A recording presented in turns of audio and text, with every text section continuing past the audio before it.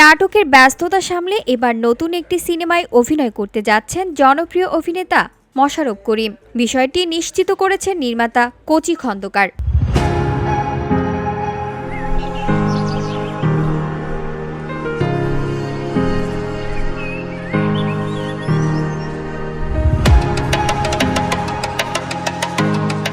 এতদিন তার বেশিরভাগ নাটকেই নিয়মিত দেখা গেলেও নতুন ধারাবাহিক তেলছাড়া পরোটাতে শুরুতে ছিল না মোশাররফ। তবে এবার শুধু নাটক নয়, মোশাররফকে নিয়ে একসঙ্গে দুটি বড় খবর দিলেন এই নির্মাতা।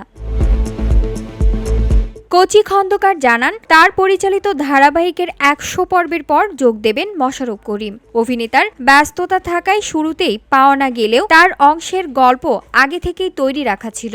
দর্শকের জন্য অপেক্ষা করছে চমকও। নতুন এই ধারাবাহিকের মোশাররফকে দেখা যাবে তেল কোম্পানির মালিকানা হারিয়ে সংগ্রাম করার এক চরিত্রে। শুরুতে হাটে হাটে তেল বিক্রির দৃশ্যও ধরা দেবেন তিনি। চরিত্রটি নাকি বেশ মজার, আর সেটি অভিনেতা নিজেও অনেক পছন্দ করেছেন।